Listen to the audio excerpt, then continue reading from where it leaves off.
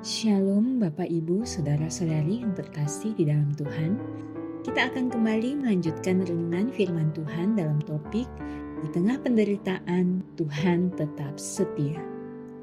Bagian firman Tuhan yang akan membantu kita memahami lebih jauh tentang topik ini terambil dari Habakuk 3 ayat 17-18 terjemahan baru kedua yang berbunyi demikian. Sekalipun pohon ara tidak berbunga, pohon anggur tidak berbuah, dan hasil pohon zaitun mengecewakan, sekalipun ladang-ladang tidak menghasilkan bahan makanan, kambing domba terhalau dari kurungan, dan tidak ada lembu dalam kandang, aku akan bersukacita di dalam Tuhan, bersorak-sorai di dalam Allah penyelamatku.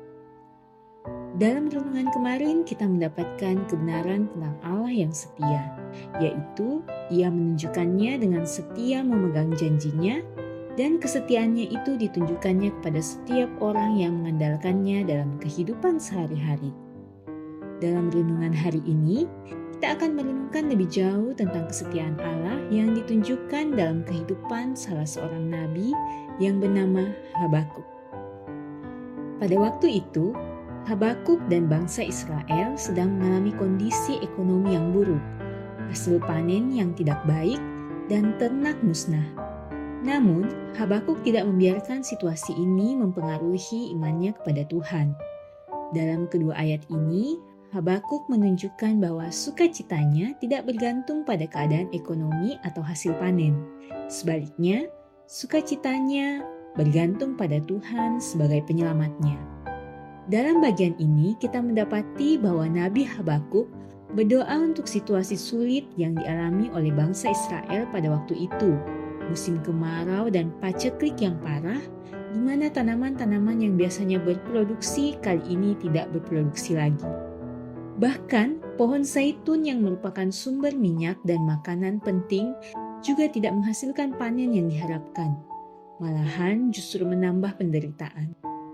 Bahkan ladang-ladang yang ditanami tidak dapat menghasilkan panen yang cukup untuk memenuhi kebutuhan pangan. Serta keadaan ternak yang merupakan sumber protein dan sumber daya penting lainnya musnah, yang kemungkinan besar mati karena kelaparan atau dicuri. Segala hal yang didoakan oleh Habakuk menggambarkan adanya pergumulan, penderitaan, atau ketidakpastian yang tidak dapat dielakkan. Tapi Habakuk menegaskan komitmennya untuk bersukacita dalam Tuhan. Ia memilih untuk bersukacita, dan ini bukan hanya sekedar perasaan senang, tetapi sukacita yang berakar pada iman kepada Tuhan dan kesetiaannya.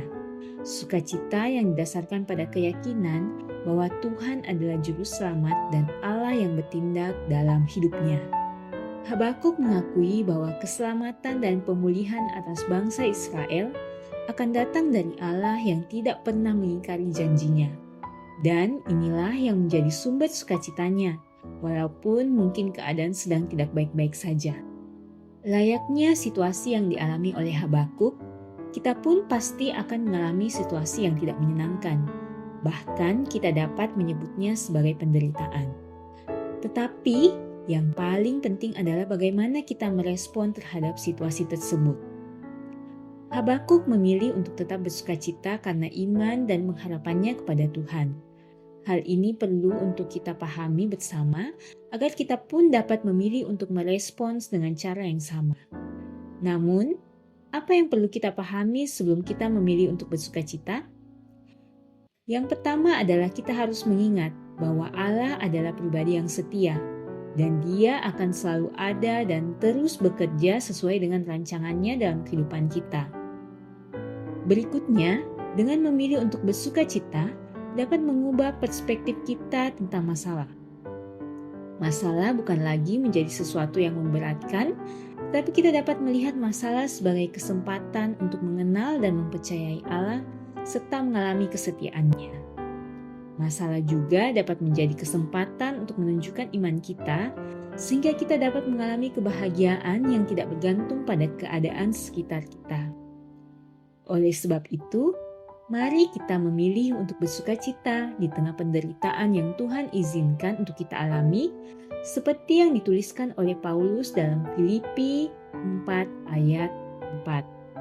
Bersukacitalah senantiasa dalam Tuhan. Sekali lagi kukatakan, bersukacitalah, dan biarlah iman kita boleh mekar dengan sempurna dalam situasi yang tidak mudah ini, dan nama Tuhan makin dimuliakan. Pertanyaan untuk kita renungkan bersama, apakah kita percaya bahwa Allah selalu setia dan bekerja dalam kehidupan kita? Bagaimana kita dapat menunjukkan iman kita kepada Allah dalam situasi yang sulit? Mari kita berdoa.